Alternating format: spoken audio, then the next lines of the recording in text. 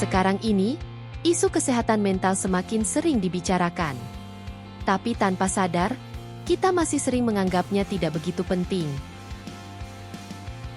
Pernahkah kamu menertawakan masalah orang lain? Atau berpikir mereka hanya berlebihan?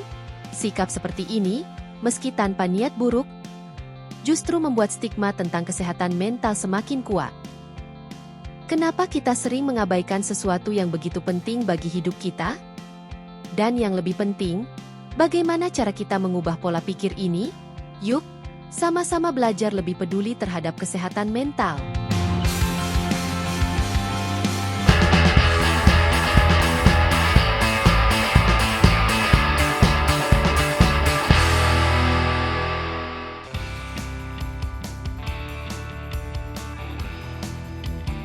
Ketika tubuh terasa sakit, kita buru-buru mencari obat atau pergi ke dokter.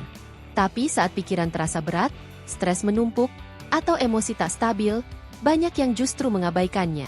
Kesehatan mental seringkali dianggap sepele, padahal dampaknya bisa mempengaruhi segala aspek kehidupan, dari pekerjaan, hubungan sosial, hingga kesehatan fisik. Mengapa hal ini terjadi?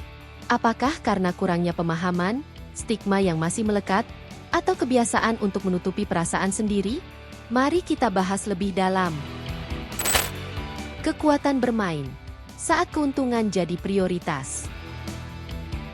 Walau kesehatan mental makin diperhatikan, masih banyak tempat yang lebih mementingkan keuntungan dan produktivitas daripada kesejahteraan individu. Misalnya, seorang akuntan yang stres berat saat musim pajak. Jika ia jujur tentang kecemasannya, bisa saja ia malah dianggap malas atau cari alasan untuk menghindari kerja. Hal yang sama juga terjadi di dunia pendidikan.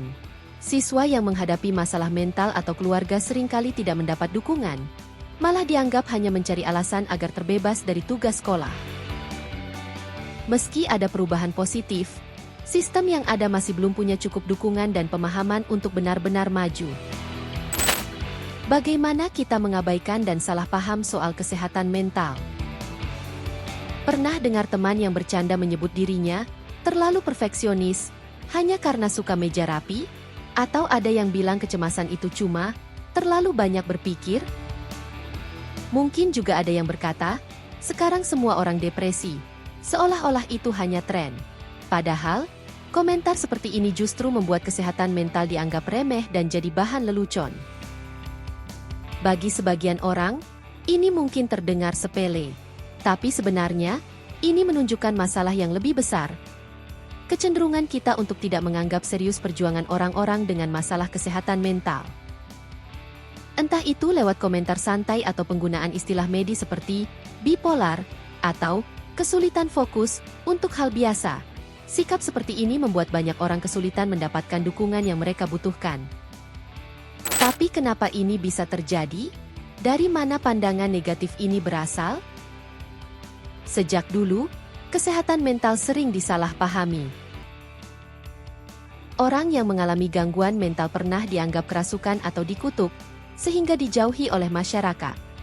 Ketakutan terhadap hal yang tidak kita mengerti masih tertanam dalam pola pikir kita. Meski zaman sudah berubah dan ilmu pengetahuan berkembang, sisa-sisa stigma itu masih ada sampai sekarang.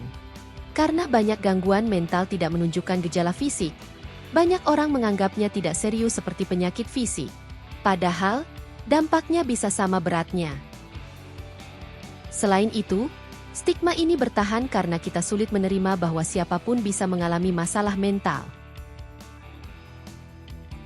Lebih mudah meremehkan atau menertawakannya daripada menghadapi kenyataan bahwa kita juga bisa rentan. Ada juga mitos, mind over matter, anggapan bahwa kesehatan mental hanya soal kemauan. Banyak yang masih percaya bahwa masalah ini terjadi karena kurangnya tekad, bukan kondisi yang butuh perawatan medis. Akibatnya, banyak orang enggan membahas kesehatan mental atau mencari bantuan, padahal mereka membutuhkannya. Bahaya dark comedy dan menentukan diagnosis sendiri. Di era digital ini, dark comedy dan diagnosis mandiri melalui media sosial semakin memperburuk stigma terhadap kesehatan mental. Dark comedy, yang sering muncul dalam meme atau lelucon, membuat orang merasa masalah kesehatan mental tidak serius dan bisa dijadikan bahan tertawaan. Padahal, meski komedi bisa membantu orang menghadapi masalah, hal ini justru bisa memperkuat anggapan salah dan meremehkan perjuangan mereka yang sedang berjuang dengan gangguan mental. Contohnya, lelucon seperti, "Aku pasti bipolar karena emosiku naik turun," itu menyederhanakan gangguan bipolar yang serius dan malah memperkuat pandangan yang keliru tentang kondisi tersebut. Selain itu, banyak orang di media sosial seperti TikTok atau Instagram yang mencoba menentukan diagnosis kesehatan mental mereka sendiri berdasarkan tren atau deskripsi singkat. Meskipun ini bisa meningkatkan kesadaran, ini juga bisa menyederhanakan masalah yang sangat kompleks, membuat orang salah paham dan menganggap masalah mental hanya bagian dari identitas online mereka. Bagaimana membicarakan kesehatan mental tanpa menganggapnya sepele?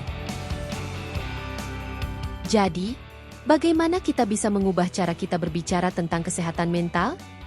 Semua dimulai dengan empati dan pemahaman. Daripada bercanda, dengarkan dengan penuh perhatian ketika seseorang berbicara tentang masalah mereka. Berikan dukungan, bukan sekadar mencari solusi. Akui bahwa masalah kesehatan mental itu nyata dan sama pentingnya dengan masalah fisik. Pendidikan adalah kuncinya. Semakin kita belajar tentang kesehatan mental, semakin sedikit rasa takut dan kesalahpahaman yang ada. Ajak orang untuk berbicara terbuka tentang kesehatan mental dan tantang penggunaan kata-kata yang meremehkan jika kamu mendengarnya. Tertawa memang bisa membantu menghadapi masalah, tapi kita perlu sadar akan batas antara tertawa bersama dan menertawakan orang lain. Juga, penting untuk mengenali gejala gangguan mental jika kamu merasa mengalaminya. Tapi ingat, diagnosis yang tepat hanya bisa diberikan oleh profesional. Mengubah cara kita membahas kesehatan mental adalah tugas bersama. Dengan saling menghormati dan memahami, kita bisa menghilangkan pandangan negatif dan menciptakan dunia di mana kesehatan mental mendapat perhatian dan kepedulian yang layak.